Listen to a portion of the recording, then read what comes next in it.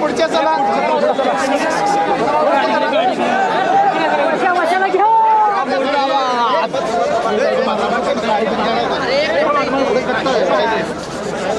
चला पुढे वर्षाच्या आईची गांड वर्षाच्या आईची गांड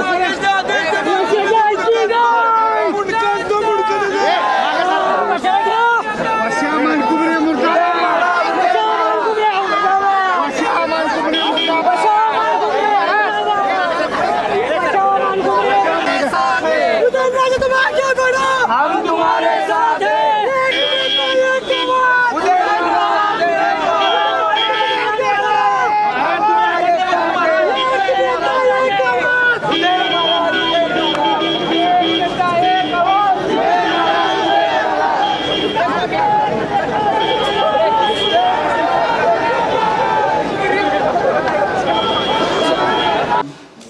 खर्शीला जो काही प्रकार घडलाय त्याच्याबद्दल नेमका काय उदयनराजे भोसलेंनी तुमच्याकडे काय तक्रार केली आणि तुम्ही काय कारवाई करणार ते काय मागणी केली? खर्शी बारामुरे या गावी पोलिंग झाल्यानंतर त्या गावामध्ये खासदार उदयनराजे भोसले हे आपल्या कार्यकर्त्यांसह गेले होते. तिथं विरोधी पक्षाचे जे कार्यकर्ते आहेत त्यांच्यामध्ये बाचाबाची झाली आणि विरोधी पक्षाच्या लोकांनी दगडफेक वगैरे केली. तशी कायदेशीर त्यांची तक्रार प्रक्रिया सुरू आहे. त्यामध्ये आमचे बॉडीगार्ड वगैरे येत होतं. नंतर पोलीस इमिजिएटली पोहोचले होते. त्यांनी सिच्युएशन कंट्रोल केलं आणि जी काय त्यांची कायदेशीर तक्रार असेल त्याप्रमाणे आम्ही कठोर कारवाई करू. आणि सर्वांना हेच आव्हान आहे आपल्यामार्फत की अफवावर विश्वास ठेवू नका.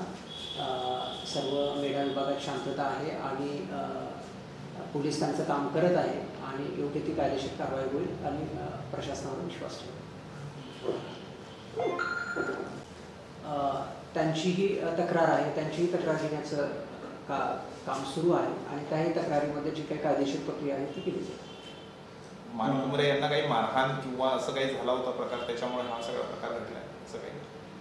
आता ते सर्व तपासाचा भाग आहे. आता आमची पहिली प्रामुख्यानं आपल्या मार्फत हेच आहे की मीडिया विभागात शांतता राहावी. त्यामुळं तरुणांनी कुठल्या अफवांना बळी पडू नये आणि पोलीस योग्य ती कायदेशीर कारवाई करत आहे. यामध्ये कलम काय सांगितलेत नाही, अजून तक्रार घ्यायचं हे चालू आहे अजून.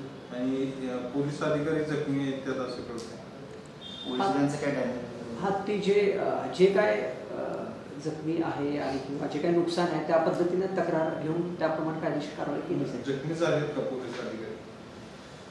एका पोलीस अधिकाऱ्याला लागलेला आहे. त्या अनुषंगानेही पुढे कायदेशीर कारवाई केली जाईल. तो अधिकारी जखमी होते ना? हो. पी आहेत का सर? हा पी आहे.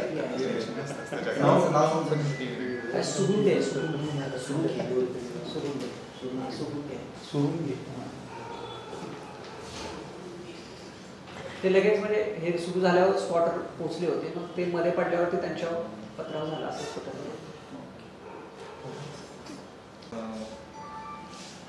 निश्चित निवडणुकीच्या काळामध्ये वादावादी वगैरे त्यामुळं भावना असतात. पण आता मला वाटतं निवडणूक संपलेली आहे आणि वेगवेगळ्या राजकीय पक्षांच्या कार्यकर्त्यांना आमचंही आव्हान आहे की आता त्या जे शत्रुत्व किंवा बिटरनेस आहे ते विसरून जावं आणि आपण एक्स्ट्रा फोर्स मोबिलाइज केलेली आहे. यावेळी जिल्ह्यामध्ये भरपूर फोर्स आहे बाहेरून आलेली आणि त्या फोर्सचा उपयोग करून शांतता आणि सुव्यवस्था राहील याचा निश्चित पोलीस प्रयत्न करत आहे.